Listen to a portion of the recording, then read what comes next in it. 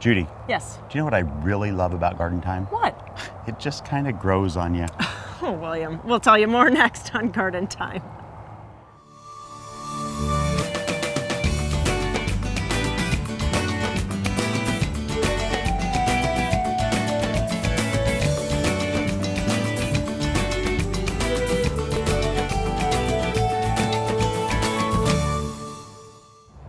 Welcome to Garden Time. We are at Bountiful Farms in Woodburn, where they are one of the premier growers of topiaries throughout the whole United States. A little bit later on in the show, I'm going to be speaking with Todd about one of the many things that they create, which are dolphins and donkeys, and they even make this wonderful little Mortimer character, which is our logo. Also coming up in the show today, we'll be showing you the OSU trials on manzanita. We'll also be showing you how they put that pear in a bottle at Clear Creek Distillery. But coming up first, ground covers.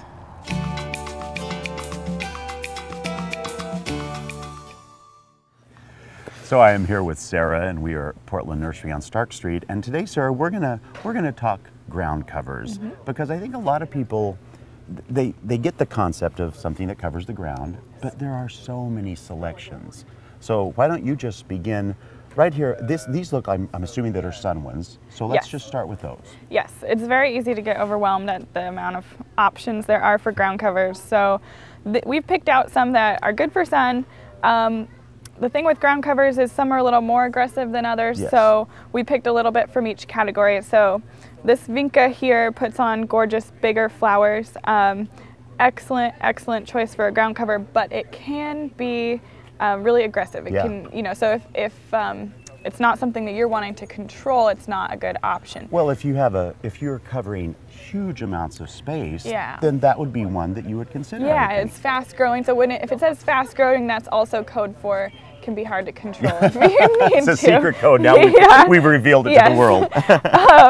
And then this one, the Angelina sedum, it's one that I actually have in my own yard. It can get a little bit, it is fast growing, so it can pop up in different places, but it's really easy to pull up, so it's not too big of a deal if it gets away from you. Yeah, in fact, we were looking earlier, Sarah, and look at this one was just laying on the ground and it's already rooting in, and that's part of what makes it kind of aggressive, is you break it. If your dog runs by it, then you got new plants. Yep, yeah, and if you pull it up and leave the littlest trace, then it'll just reseed. So we've got this is a type of hens and chicks. Beautiful. And it's a gorgeous one. It'll kind of create a mat, again, easy one to pull up, but not going to be as fast growing as these other ones.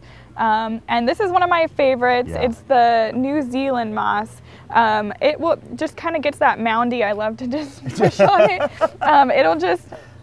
It's like watching paint dry, watching it grow. You know, it just kind of slowly expands into a bigger mound. So that one you've got to have some patience for, but you know, it makes a really cute little, almost like stepping stone look in a yard. And if you only have a small space, that's the kind of ground covers you want to consider. Yeah, because you don't want it to be taking over everything. So now, those are all for sun. Yeah, they are all for sun, but a lot of ground covers, a lot of plants in general, really we say sun or shade, but they can tolerate a lot of both. So this middle section you picked out are some of those things. Yes, those are my favorite ones. They're easy. If you don't know if it's sun, if you don't know if it's shade, then it's an easy fix with one of these. So this one here is the Lismachia, the creeping Jenny, and it's fast growing. Creeping is really not the word that should be used for it. It's fast growing, so a lot of people actually don't know that when they plant it and get a nice little surprise. But it's great, like you say, for covering a big area, super lush look, beautiful yellow flowers. This one here is the Irish moss. So this one is great if you're looking to replace, you know, a lawn or something like that. You don't have to mow it, not as much water, and it gets cute little white flowers on it. This one is a slow to moderate grower. So you would have to make more of a financial investment, you know, buying a lot to fill in a big space. Certainly. And then we've got the white heronsbill. Beautiful. Such cute little flowers, nice cute little leaves. This one's a slower, moderate grower. Will cover real nice. These are both of the same thing. They're the brass buttons, but two different varieties. This one's a little softer. As you can see, it's got that bronzy black look it's supposed to look like that. Yeah. This is the Platts black, and then this is the black brass buttons. So nice. Putting on little flowers. And really, again, not terribly aggressive. You know what I have found though, Sarah, is a lot of plants that first 2 or 3 years they don't tend to do much, but then after about the third year, some of them can really explode. And Yeah. that's one of them that just fills in nicely. Once they get established, then they have a lot, Yeah. you know, a lot more energy to put towards expanding We all their do. real estate. These just look like strawberries. They do, and they are a form of strawberry. This one's a lipstick with the hot pink Beautiful, flowers. That beautiful. one's really popular. And then this one is a beach strawberry. So as you can see, it's got these cute little white flowers, little lower growing, and sends out these shoots, and it spreads in that way. So if you're seeing it send out these runners, that's it trying to expand. So then if you really wanted those in a smaller space, all you would have to do is just keep an eye on those runners and snip them off then. Yes, yeah. So Sarah, I'm going to assume now that this last little collection is shade stuff. You are correct. This one is a sweet woodruff, and it deserves its name. It's such a sweet, you know, great kind of woodlandy look. It is. And people assume that ground covers have to be closer to the ground. Not at all. This one actually will get to be like 6 to 10 inches, Nice. so a little bit further off the ground and give you a nice covering.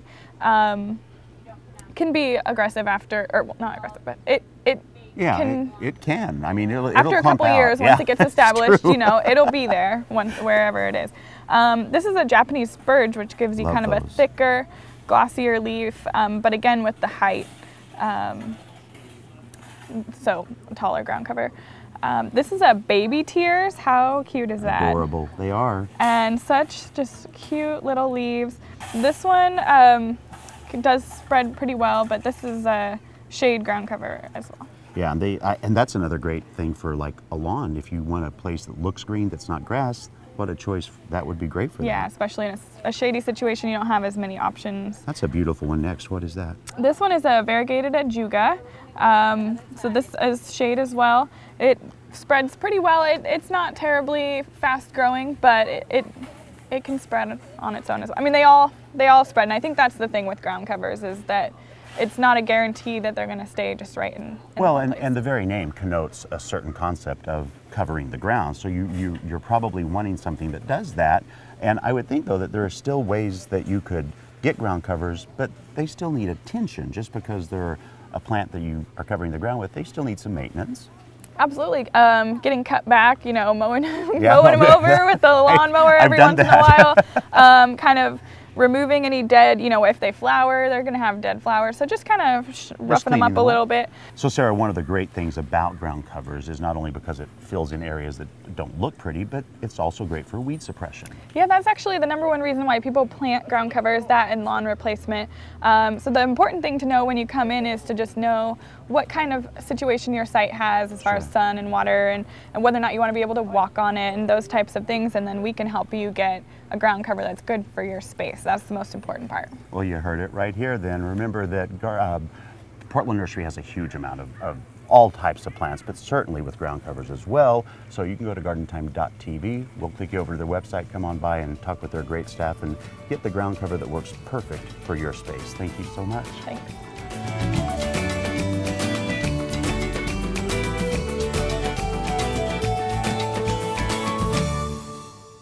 Garden Time is brought to you by Portland Nursery, a passion for plants, a nursery for plant people. Hi, I'm Sarah with Portland Nursery, and I'd like to invite you to check out our website where you'll find valuable gardening information that you know is local to our area. Check out our gardening solutions page where you'll find over 100 helpful brochures, or sign up for our email newsletter to receive timely gardening advice, inventory updates, and upcoming classes and events. Portland Nursery, a passion for plants, a nursery for plant people, on 50th and Stark, 90th and Division. Since 1926, the Bonide Company has worked with homeowners to make their homes and gardens beautiful. If you have a garden problem, Bonide has the answer. Captain Jack's Dead Bug Brew controls most common garden insects and is derived from a naturally occurring bacteria to help with your organic gardening. It's safe to use even on fruits and vegetables. Visit Bonide.com to find a local retailer and to download your free Bonide Problem Solver app for your iPhone or Droid. Experience more than 130 great beers and ciders from 65 breweries at the 11th Annual Oregon Garden Brew Fest, June 19th through 21st. Sip your beer while strolling through 80 acres of gardens, enjoying live music on 2 stages and tasting local foods. The Organ Garden is less than an hour south of Portland in historic Silverton, and tickets start at just $15. For tickets to the Organ Garden Brewfest, visit organgarden.org.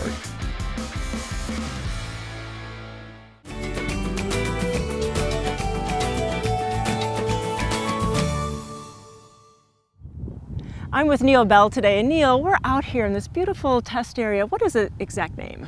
This is the OSU North Willamette Research and Extension Center, which is located in Aurora. Yeah, right by Charbonneau, and this is such a cool place because there's so many different trials going on here. It's really rich in that research.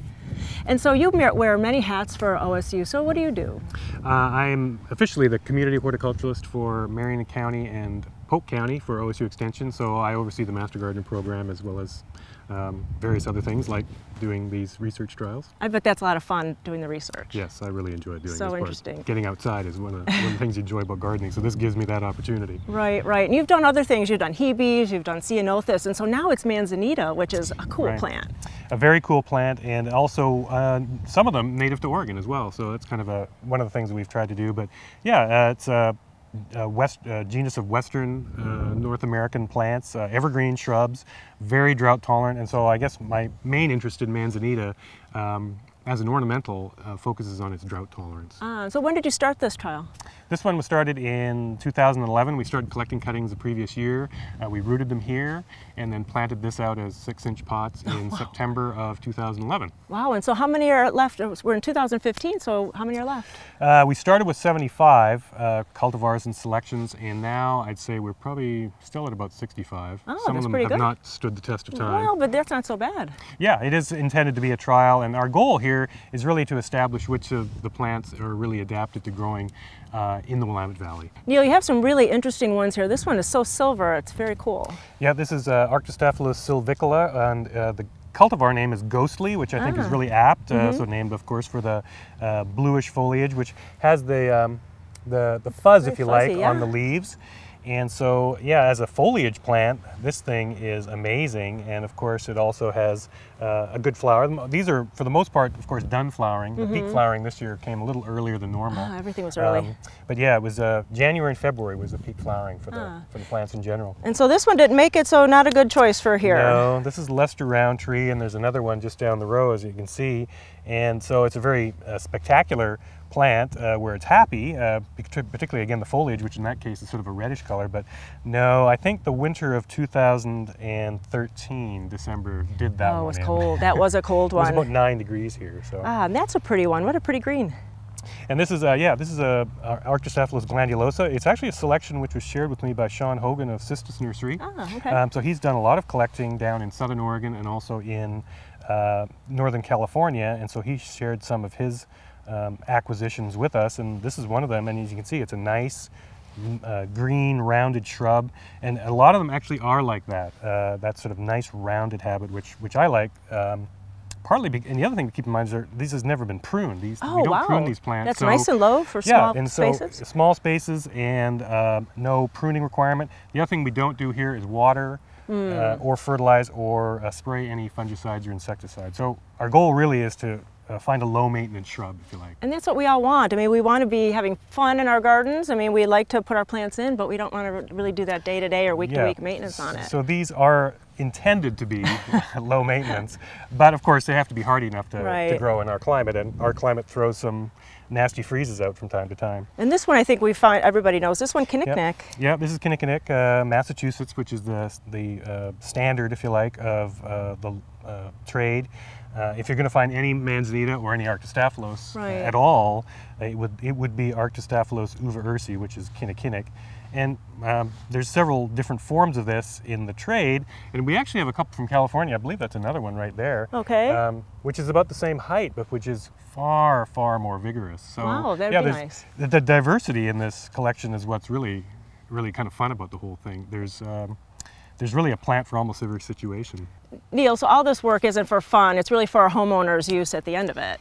Yeah, ultimately what we want to do is make available some of the better selections to nurseries, and so we've done that in the past with the trials we've had out here, and they reach a point where the nurseries can come and take cuttings of some of the ones that they think are most sale worthy, if you like. And Sure. so in that way, they end up in the hands of homeowners. So really it is intended to be an exercise that puts the knowledge in the hands of the homeowners in this area. So. No, that is great. And so, you know, if you love these plants and you want to find out more about it, go to your local nurseries. And so hopefully they'll be able to contact Neil and come and get some cuttings, and they'll be in the nursery trade in the next couple of years. Thanks for all this work. It's really, really great for us. Thank you. I enjoy it. Thanks, Judy.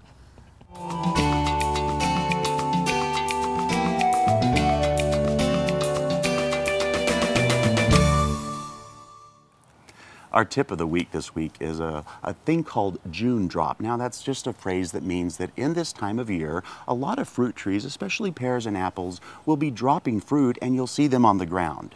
We found these pears below this fruit tree right here. And you know, you might get really nervous when you find this by your fruit tree that something's really wrong. But actually, the fruit tree is self-pruning itself. It's dropping the fruit that maybe didn't get pollinated, or maybe they're just not developing right, or maybe it just can't support that much fruit. So it's really normal at this time of year. So if you're out in your garden and you see some fruit around the ground, don't worry about it. It's just June drop. That's our tip of the week.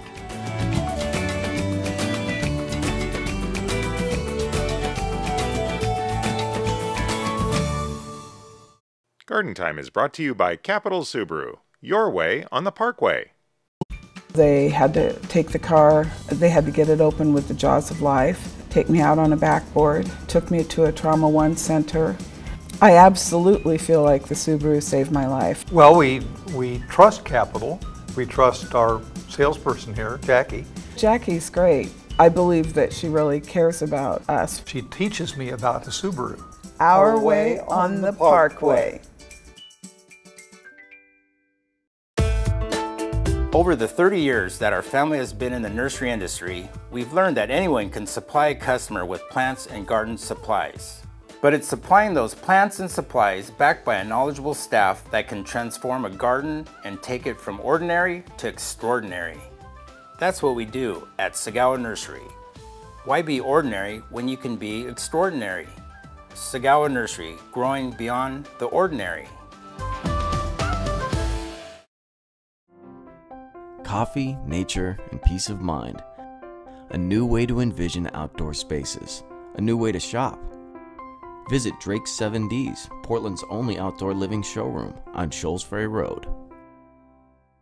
Don't you just love all the things inside Garden Time magazine? So much great information about gardening.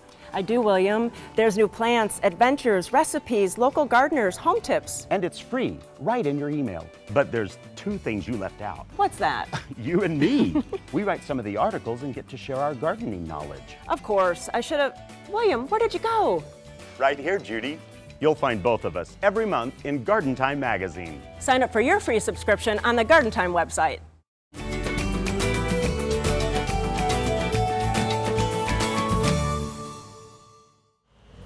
This morning I'm at Farmington Gardens with MJ, and MJ, you have a lovely selection of plants to talk about, but they're in a certain category.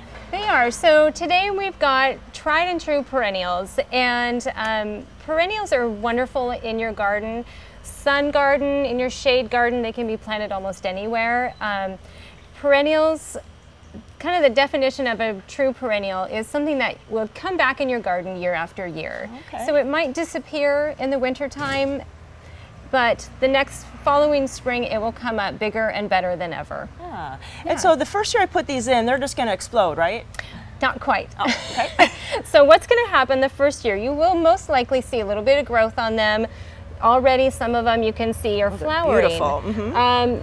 But then the next year you'll see a little bit more and a little bit more, and oftentimes they get to a point where you can start dividing them. Fun. Sharing them with your friends, and putting them in other places in your garden. Oh, great. Yeah. Well, let's just talk about this one first, and where do these go in the garden? So these are some of my favorite shade perennials. So these would go in a fairly shady location. Starting with the hosta, Beautiful. Which is great. It adds so much color and just that lush look to your shade garden. We've also got some ferns, which oftentimes you'll even find ferns that are evergreen. Ah, that's nice. So they'll stay around. So many textures of ferns too, really. You can have just a yeah. fern garden would be gorgeous. Yeah, they do, and they complement so well the heucheras, which these are beautiful they offer, like the hostas, a lot of different colors in your garden. And though they're not flowering right now, you'll often see a tall spike with little clusters of pink or white flowers at the tops. And sometimes they're evergreen too, which is nice. They are, especially with mild winters, like the one we just had, is they'll stay evergreen. Yeah. Nice. And what's this on the end? So this right here is a fuchsia. Most people will think of fuchsias as an annual. You'll see them in hanging baskets, but this one is a hardy fuchsia, and these also, I've seen them be kind of semi-evergreen, but they can get probably 3 to 4 feet tall, if not bigger. Ooh, like a shrub, wow. Yeah, just like a shrub, and will attract lots of hummingbirds. Nice, beautiful, nice. Beautiful. And these are so pretty. These are great. These are one of my favorites. This is an astilbe, and you can see it's got, this particular one has really nice red stems, really tall, fluffy little flowers. They will come in the white that you see here, the pink, reds, cream colors, even, you know, the peach tones, really, really pretty. And they're pretty even without their flowers. It has that ferny foliage that has a nice texture. Exactly, yeah. Again, it just adds that lush look to a nice garden. And even grasses for shade. The grasses are beautiful. This is great. And you can see how the other colors just really complement each other. With that lime green almost, just the pinks and other colors will pop right off of it. This little combination would be great in any garden. I mean, that's really ready to go. And then we have a sun garden here. Okay, so lots of options for the sun garden. We've got the lavender. I'll start up front. Lavender certainly is a perennial, and it is an evergreen perennial. Great herb, perennial herb. Beautiful. It's definitely going to attract all the bees. We've got the yarrow here, which isn't flowering yet, but that's going to be a great one. Almost. The mallow, this can get quite big, filled with big, beautiful pink flowers. Sometimes you'll find white flowers, really, really nice, up to 4 or 5 feet tall on some of these varieties. Oh, so maybe back of the border then. Yes, yeah, exactly. And iris. The irises. One of my favorites, again, I have a lot of favorites. This is really nice with the variegated foliage. I don't know if we can see that. Beautiful. Some creams and yellows. Though it doesn't flower all season, you'll get the foliage really offers a lot of texture and color. And this particular one smells like grape. Ah, that's which great. Is great. And a daisy here, it's a pink daisy. So this is an aster. Oh, okay. A perennial aster. And it's just one of those that, you know, can just offer a lot of just solid color throughout the whole summer. Nice. Really, really nice. Daisies are always so pretty in a summer garden. Yeah. I'll move on to the dianthus here, the little carnations. Lots of different colors for these, lots of pinks and some reds and whites. These are beautiful, fragrant. Most are going to be pretty low growing. You'll want to put them up front in your kind of the border area. And a nice cut flower too. Beautiful cut, so they hold their shape in an arrangement for a long, long time. Nice. Yeah. And we have another one that's not quite blooming, so maybe a little bit later in the summer. A little bit later, about midsummer, mid to late summer into fall. This is a black-eyed Susan or Rudbeckia. Big yellow flowers with a dark center, really nice, has that real true fall color. Beautiful. Yep. And then this delphinium, wow. The delphinium, really nice. These are definitely going to go in the back border. Some of these will get up to maybe 4 feet tall. Wow. Yeah, there are some new varieties that stay a little shorter, but these are really the ones that have been around forever. Really statuesque. Yeah. And what about this blue one here? So this is a salvia. This is a black and blue salvia. Salvias, again, like most of these other plants, come in a lot of different colors. This one, I think, is just a really beautiful, offers Look at that lots blue. of foliage, dark blue, and that stem just really stands out. You know, we could talk all day about perennials. It's our favorites. Yeah. And you could come on out here to Farmington Gardens and see their whole selection. You know, we're here in front of this backdrop that's even more beautiful with perennials in the foreground. MJ, thanks so much for all the selection today. Thanks for coming out.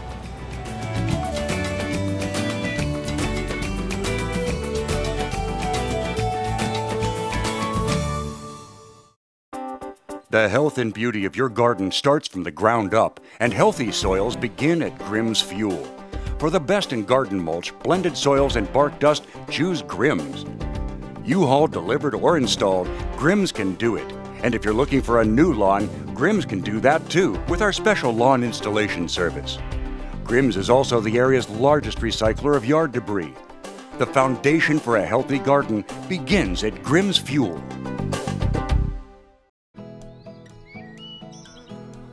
Spring is here, and now is the time to bring spectacular colors and fragrance to your garden. Farmington Gardens can help you succeed in any corner of your garden. From hanging baskets, container gardens, veggie starts, water features, or something truly unique from our gift shop. Farmington Gardens brings colors to life. Open every day, just a short drive out Farmington Road. Farmington Gardens, we're growing for you. Giddy up and get on over to Garden Time's Facebook page for your chance to win. It's 2 3-day passes to the Oregon Jamboree happening the first week of August in Sweet Home, Oregon. So round up all your partners and your doggies and come on over to Facebook's Garden Time page. Since 1982, the Wall has been making local gardens beautiful, naturally. Whether you need a new wall, concrete patio, fire pit, or driveway, the Wall's expert craftsmen can build it. We back up our work with a 5-year warranty, so you'll know it'll last. We use the highest quality materials, including stamped colored concrete, natural stone, and we're the leader in using recycled concrete. Create an outdoor environment you'll enjoy for years, with the help of your friends at The Wall.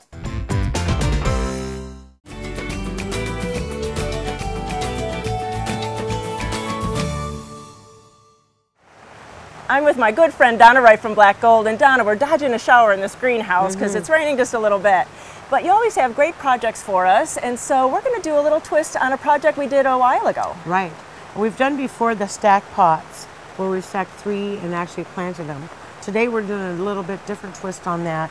It's going to be an accent for our yard, and it's going to include a candle in it. Oh, okay. So what we're going to do is we're going to fill this pot, okay, all except for the middle part. All right, need a little more? Yep, okay? Go ahead, throw some more in there. Right. And this soil we're using today, Judy, is Black Gold All-Purpose. All right. It has a 6-month fertilizer in it and also has the new mineral resilience in it. A little more? Yep. And then we're going to keep a dent in the middle here because we're going to add that pot or our candle later. All right. We're going to go ahead and plant those Okay, right so you now. plant it before you put the second pot in? Yes. All right. And what we're going to do is use these trailing petunias. These will look really great when they start spilling over the side. And you know, I think so many garden centers have pottery this time of year. You can go get them and just pick any kind of colors you want. It's the perfect time to find ones, what I call the buddy pots, where there's going to be larger and then the smaller ones. All right, let's see, I have another white one here for you. And here's a purple one. You want some sweet alyssum? Yep, we're going to go ahead and add some of that. All right. And really, you can do any kind of colors, or you can do for shade, you can do for sun. Right. This basket will actually be a sun basket. All right. I've done some shade ones. You can look at them when we're done here and figure out which would work best in your yard, sun or shade. All right. Or perhaps front yard, backyard. You know? So what we're going to do is go ahead and plant those in there like that. All right. We're going to add a little more soil and make sure those roots are covered up really well. And now, should we water it now, or should we wait till we're all done? We can wait till we're all done. Okay. Because what we're going to do is we're going to be able to go ahead and put our pot in there now. All right. Like this at the top. Just kind of nuzzle it down in there. Nuzzle it down. And voila. this is the special part. And just any kind of glass cylinder like that? Yes, it works really well. You can find these, they call them like hurricane or glass candles, and that fits right in there. Now you can water around, and it's ready to go. Stick it in your yard, light the candle at night. And some places have candles that are automatic. Oh, sure. And turn off after 4 hours. There's these timers on them. It's That's perfect, right. yeah. Perfect. Well, you know, I think that we could always get so creative, go to your garden centers, go home and put these together. You can even go to the Black Gold website. You have really a lot of good ideas on that one too. Yep, check it out. Yeah, Facebook too. Right. So really, have so much fun in your garden this year. Grab a friend and just go and create. Thanks so much, Donna. Thank you.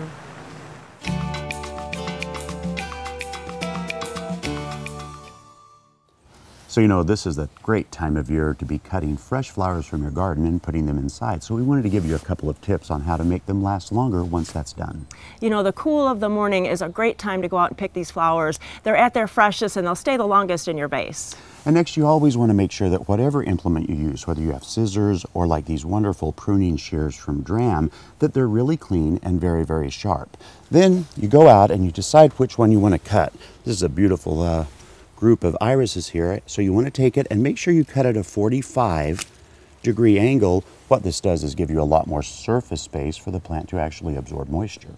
And you know, you want to use a clean vase with clean, fresh water. That will also help the flowers stay the freshest. Online, there's a lot of home remedies to keep the flowers fresher, or you can go to your local florist and get some flower preservative.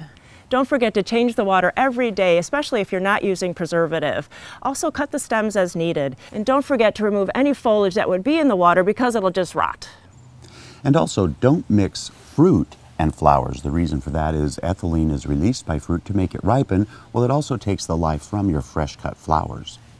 So now remember too, when you're cutting all these beautiful flowers, don't forget about foliage. We have some hosta and some peony leaves here, but ferns, all kinds of things make a great addition to beautify that arrangement.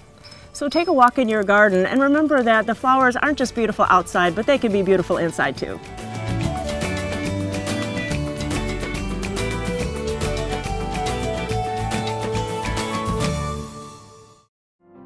Not farm to table, yard to table. A new way to envision outdoor spaces. A new way to shop. Visit Drake's 7Ds, Portland's only outdoor living showroom on Shoals Ferry Road.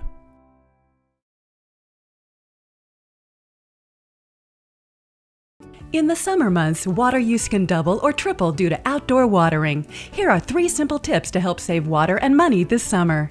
Set your sprinklers so that they're watering your lawn and plants and not the pavement. Water early in the morning or later in the evening when temperatures are cooler. Group plants with similar water, shade, and sun needs together. For more water conservation information and tips, check out the Regional Water Providers Consortium at www.conserveh2o.org. At Garland Nursery, you'll find top quality plants, 4 generations of garden know-how, fun and fantastic garden decor, and the best in garden supplies. Come visit us at Garland Nursery. Since 1937, inspiring beautiful and bountiful gardens.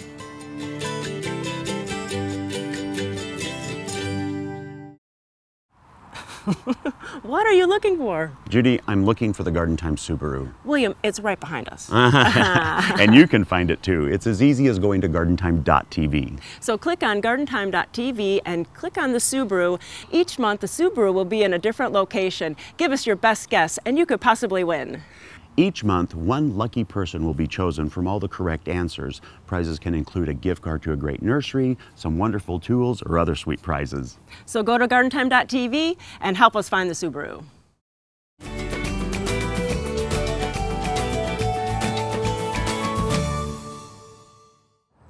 So it is really a delight for me to be out here at Bountiful Farms, and I'm here with Todd.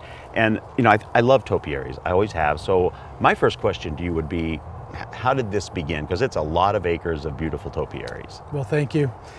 My brother and father started the nursery. It's been over 30 years ago. Really? And we have some amazing, talented employees that have been with us for many years. Wow.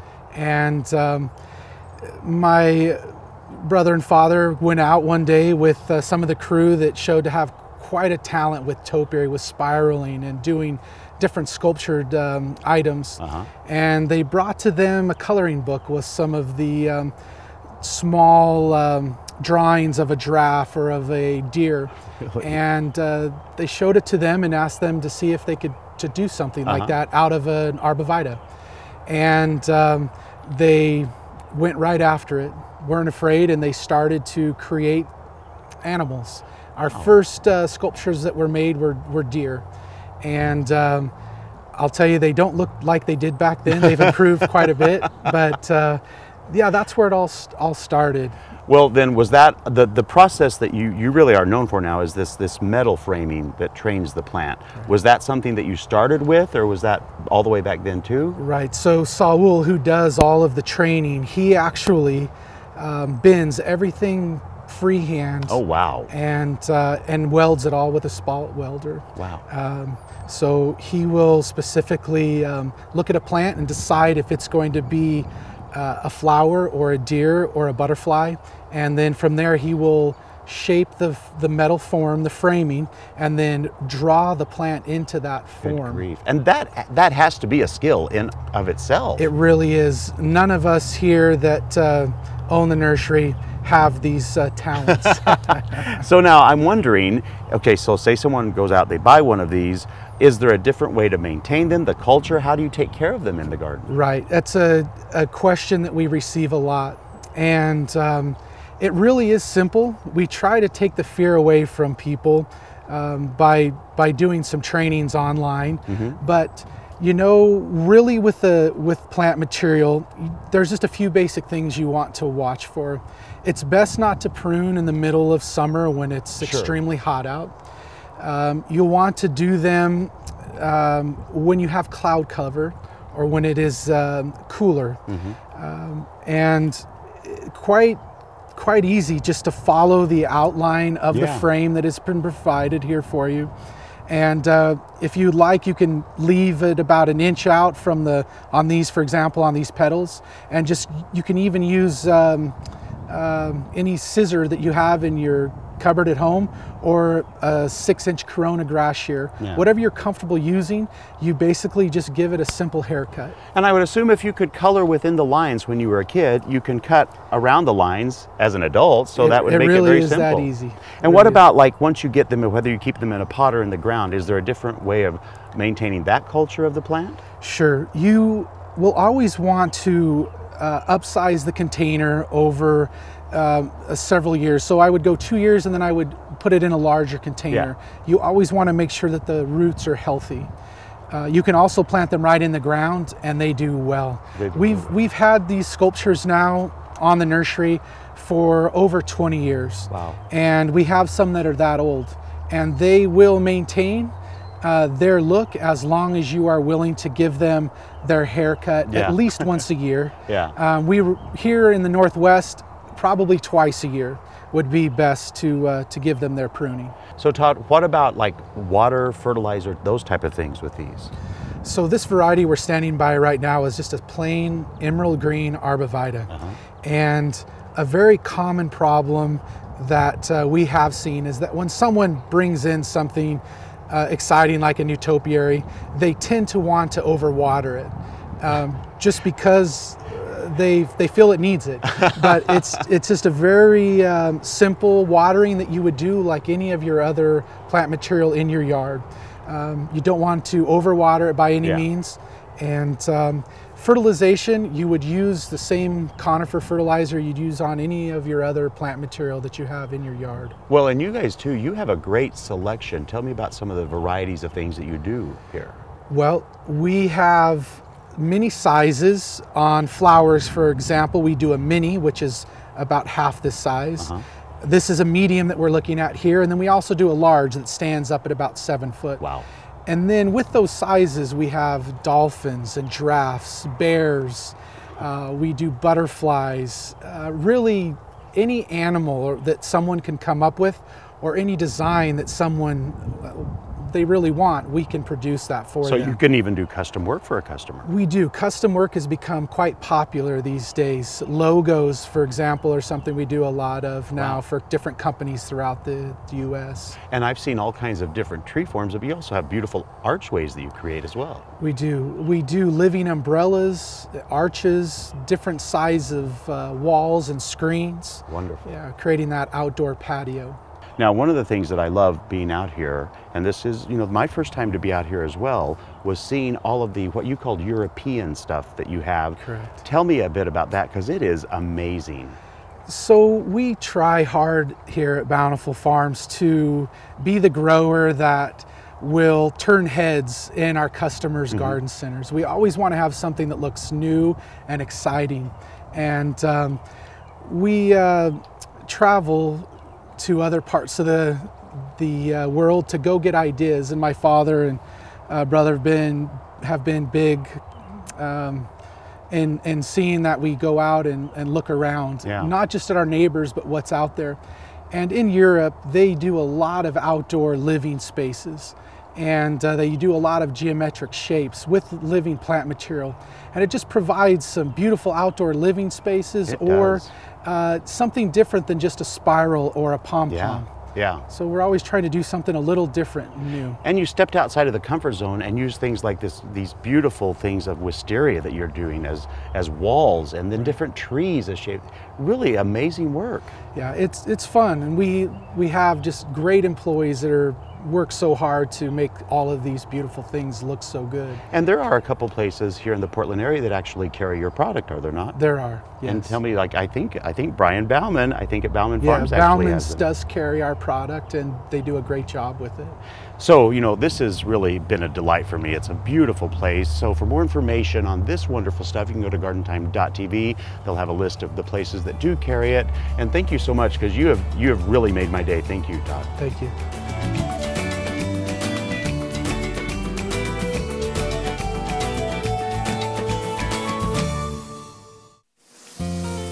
Professionals have grown with Dram watering tools for over 65 years. Discover the quality of Dram. Nurture your plants with a shower of rain. Select from 9 water patterns. Care for your lawn with quality that will last a lifetime. Dram, the professional's choice for lawn and garden, at a fine garden center near you.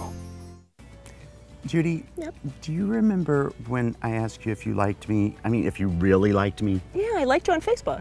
Yeah, well, I need you to do that again. Well, we really need everyone to like the new Facebook page for Garden Time. So you just go to gardentime.tv and click on the Facebook icon and like us again for our brand new page. Create this year's containers and baskets with Black Gold natural and organic potting soil. Don't trust your edibles and flowers with a potting soil labeled organic. Look for the OMRI listed logo on Black Gold natural and organic potting soil to be sure it truly is organic. Look for earthworm-enriched black gold at your local garden center, or go online to blackgold.bz. Black Gold, all the riches of the earth.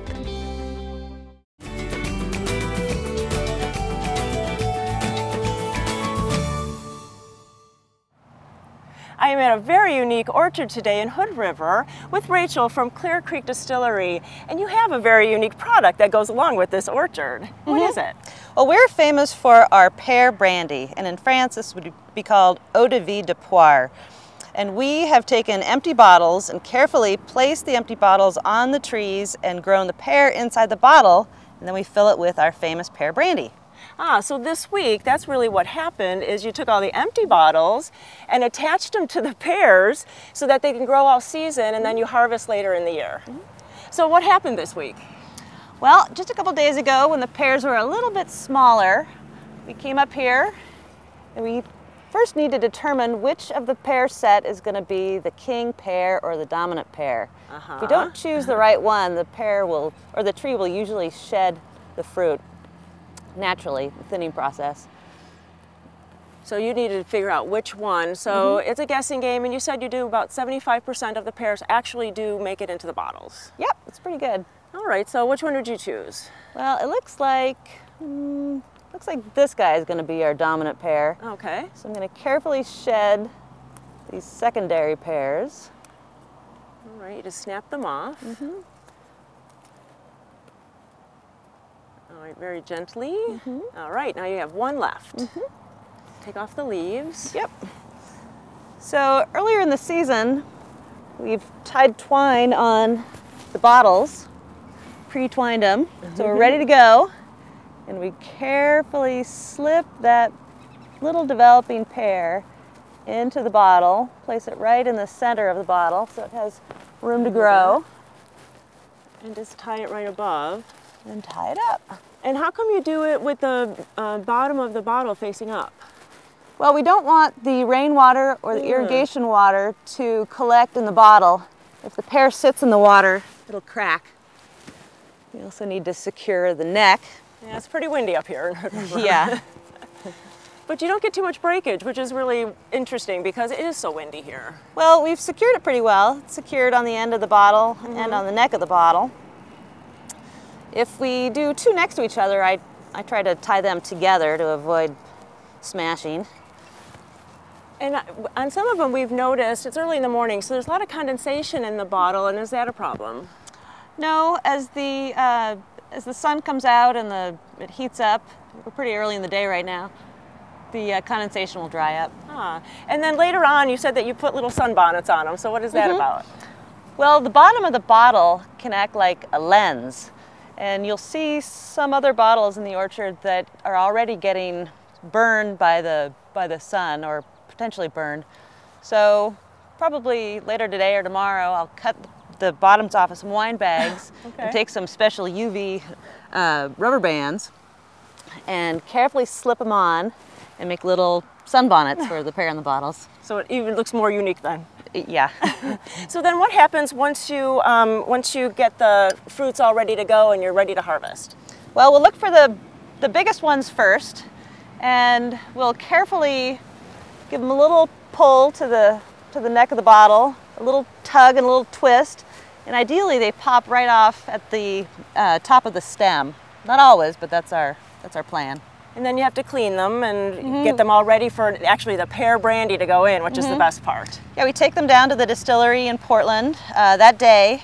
We have test tube brushes that are curved to the shape of the pear. We carefully clean them inside the bottle, rinse them out, and fill them with our pear brandy. Ah, so Rachel, not only do you have the pear brandy, you also have an apple brandy. We also grow apples in the bottles, and we fill them with our 2-year barrel-aged apple brandy, also called eau de vie de pomme.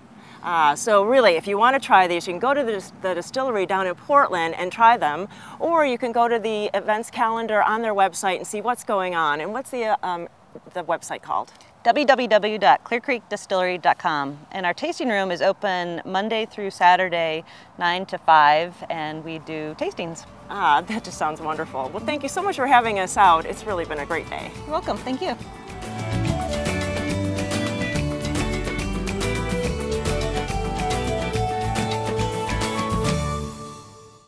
If you build it right. Build it to last. Don't just build it for yourself. Build it for the next generation. Build it with Parr Lumber. And keep building the Great Northwest. Parr Lumber is celebrating 85 years as a local, family-owned company. From our house to yours, we send a heartfelt thank you. 2 stages, 22 shows, one sweet, unforgettable weekend. The 23rd Annual Oregon Jamboree, presented by South Pacific Auto Sales, is doing it again. We're bringing you Keith Urban, Dierks Bentley, Big and Rich, Lee Bryce, Hunter Hayes, Thomas Rhett, Sam Hunt, and so many more. July 31st through August 2nd. Tickets on sale now at OregonJamboree.com. Presented by South Pacific Auto Sales. Transform your home and garden with help from Garden Gallery Ironworks. From garden structures to home decor, we can help you refresh your indoor and outdoor living spaces. Decor that is exquisite and unique. Garden Gallery Ironworks makes your home and garden attractive, appealing, and a relaxing place to stay. Inspired designs that are locally made. Garden Gallery Ironworks, located in the Hubbard Industrial Park off 99E. Look for the amazing petunia tree. Walking into Standard TV and Appliance is immediately an awe-inspiring moment. Not only are there vast displays, but there are functioning kitchens. To be able to stand in a kitchen setting and look at appliances and touch them and feel them and see how they work is a huge benefit for us. Whether it's a contemporary kitchen or whether it's more of a classic setting, it gives people ideas and gets people excited about the finished product. Since 1947, we set the standard. Standard TV and Appliance. Garden Time's Incredible Edibles. So I am standing in an adorable little tasting room at Elixir Incorporated. I'm here with the owner, Andrea Loreto. How are you? Very well, thank you. So we are going to be talking about a really, to me, it's a very unique drink because it's been actually the part that you make it with has been around in different drinks for a long time. Yeah. So let's start right in with, first of all, what is it that it is made with? Well, the base flavor is given by this bark here. This is called cinchona, actually, hence the name, because calisaya is part of the botanical name of cinchona bark, Okay. so it's cinchona calisaya. And it's a bark that was discovered in Peru in 1600 by a Jesuit priest, actually, in a mission.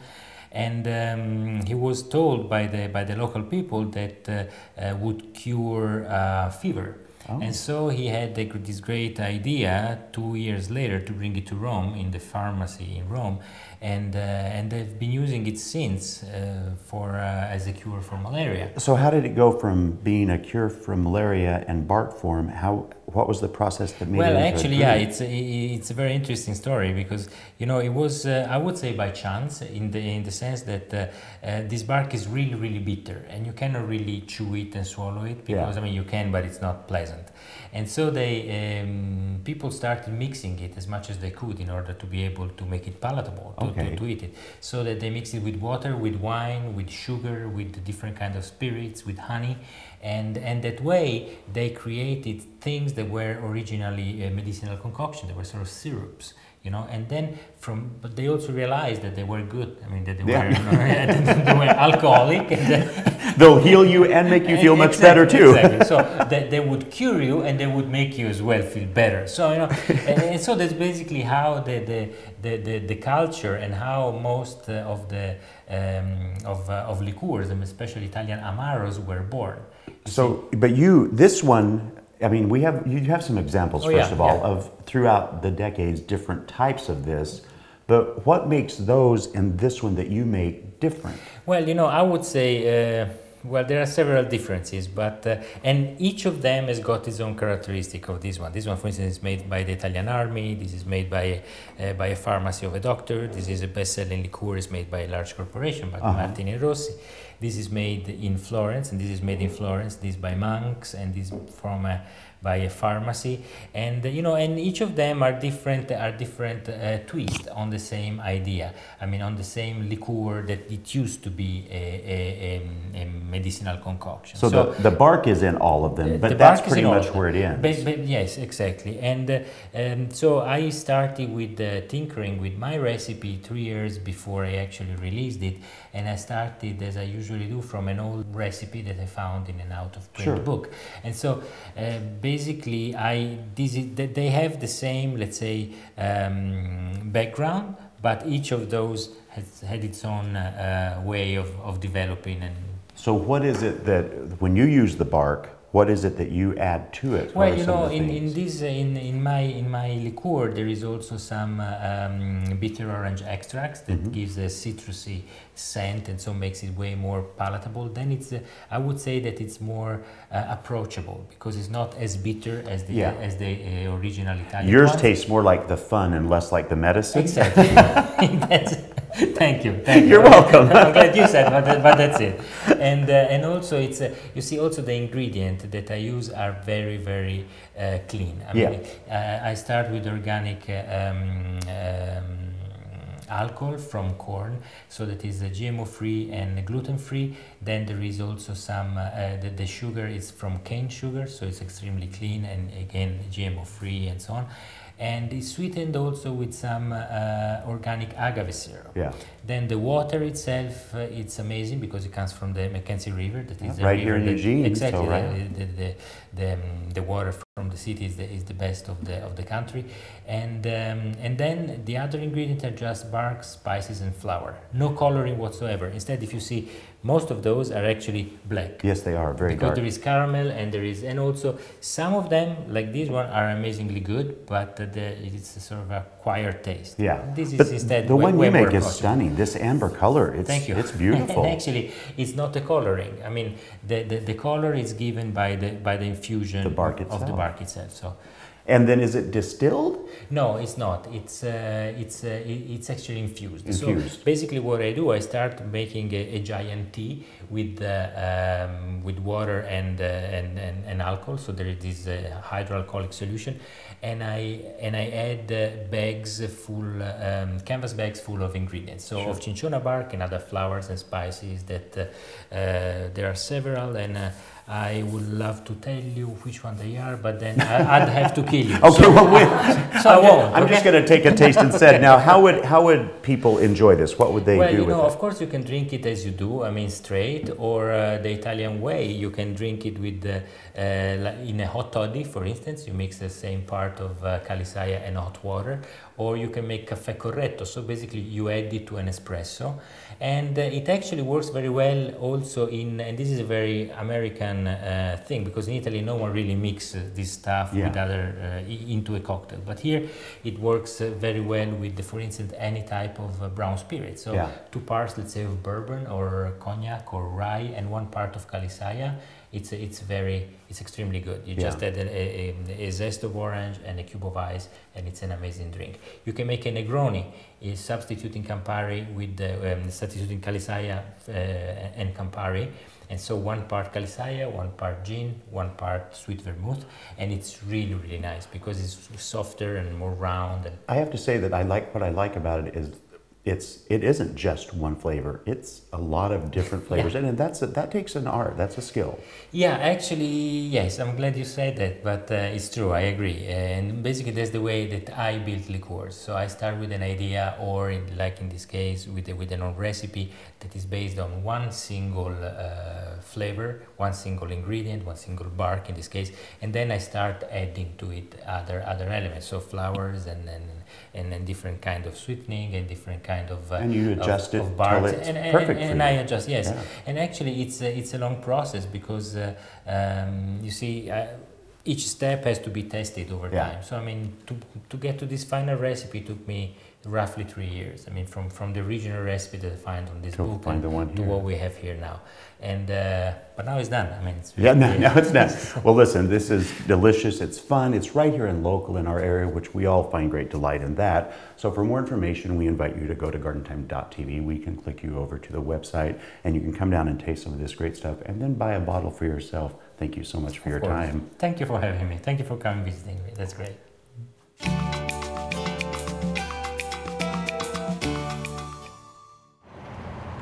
So thank you all so much for spending time with us today, and we also wanted to say a big thank you to Bountiful Farms, not only for letting us spend time out here, but also for making this adorable living shed to protect us from the rainstorm. And don't forget, Garden Time is hosting a bus tour on July 17th. So for more information, go to gardentime.tv and click on the tour page. Thanks for spending time with us today, and we'll do it all again next week, right here on Garden Time.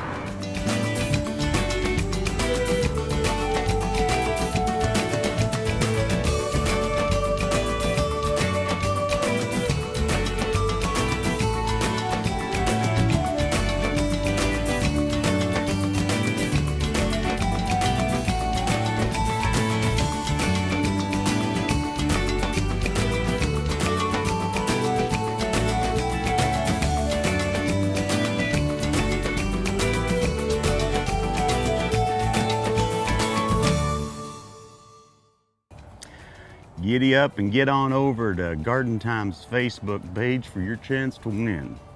It's 2 3-day passes to the Oregon Jamboree happening the first week of August in Sweet Home, Oregon.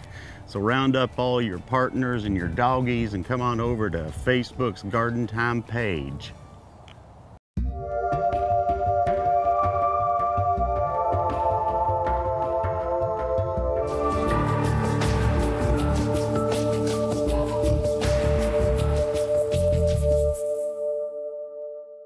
The proceeding was a paid program of the Guston Creative Group and its sponsors.